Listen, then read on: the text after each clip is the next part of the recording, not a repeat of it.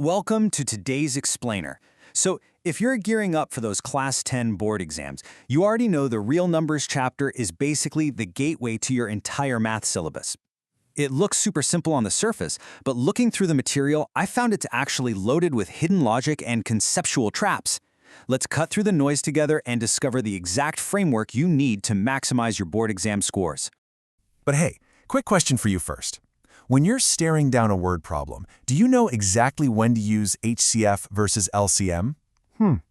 If you're hesitating even a little bit, don't sweat it. You are definitely not alone. Exploring the previous year's questions, this is the single biggest dilemma where students lose marks. They know how to calculate the numbers, sure, but they pick the wrong tool for the job. By the end of this explainer, you will literally never second-guess this again.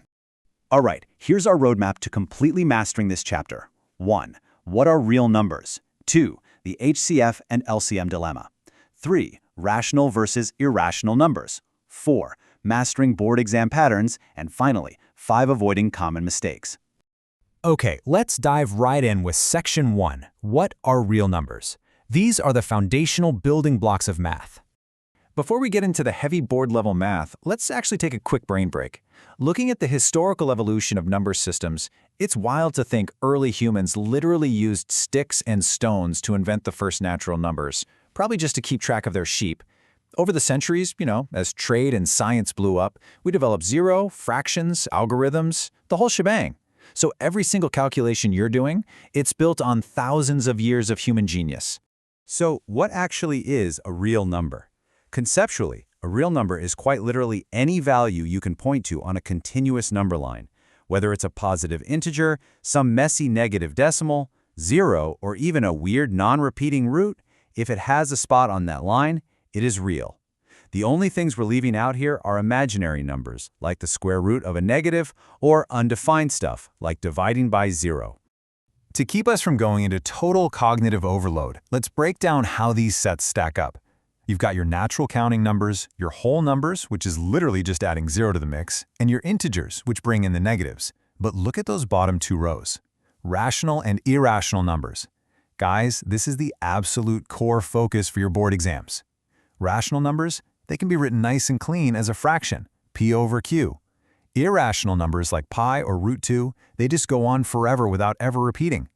Pinning down the exact difference between these two is absolutely crucial. Moving right along to Section 2, the HCF and LCM dilemma. We're moving from memorizing abstract formulas to actually recognizing patterns. Now, what's really fascinating here is the contrast. You're going to use HCF, highest common factor. When you are breaking things down, you're hunting for the greatest number that divides exactly, looking for equal grouping or the maximum size possible.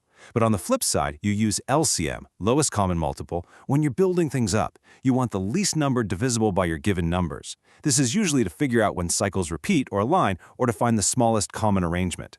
So think of it like this. HCF cuts down, LCM builds up.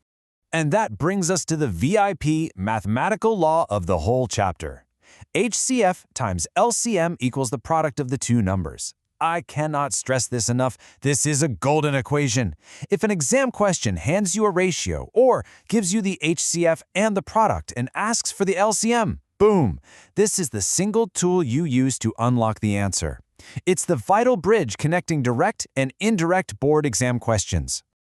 But hey, whether you're using HCF or LCM, mastering prime factorization is the ultimate key here. Notice how a factor tree breaks a number down to its absolute bare-bones prime components. The really crucial exam tip I found in the sources is this. For HCF, you always look at the common prime factors and take the lowest powers. For LCM, you look at all prime factors and grab the highest powers. Get your prime powers right, and honestly, the rest is just basic arithmetic. Okay, let's tackle the classic teachers in a room word problem. Board exams absolutely love this one. So you have 48 French teachers, 80 Hindi teachers, and 144 English teachers. You need the minimum number of rooms with the same number of teachers per room, and they all have to be teaching the same subject. Now, because you want the minimum number of rooms, you need the maximum number of teachers grouped into each room. Maximum equal grouping? Yep, that's HCF. The HCF of 48, 80, and 144 is 16, so 16 teachers per room. To find the minimum rooms, just add up all your teachers to get 272, divide that by 16, and you get exactly 17 rooms. See, it's pure logic, not just blind calculation. Oh, and I found this amazing trick in the sources for when they try to throw remainders at you in an HCF question. If a problem asks for the greatest number that divides two values but leaves specific remainders, stop right there. Do not calculate the HCF right away. Step 1. Subtract the remainders from the original numbers first. Why? Because you're basically adjusting the numbers so they'll divide perfectly evenly. Then, step 2, do your prime factorization on those newly adjusted numbers. And finally, step 3, calculate your HCF. Always, always adjust first. All right, on to section 3, rational versus irrational numbers, specifically identifying the correct multiplier. Quick warning here. A lot of students totally brush past this to focus on HCF, but man, it carries incredibly easy marks. You got to beware of the irrational trap. An exam might try to trick you by asking, can the product of two irrational numbers be rational? And the answer is a massive, resounding yes. Look at example 1. The square root of 20 is totally irrational.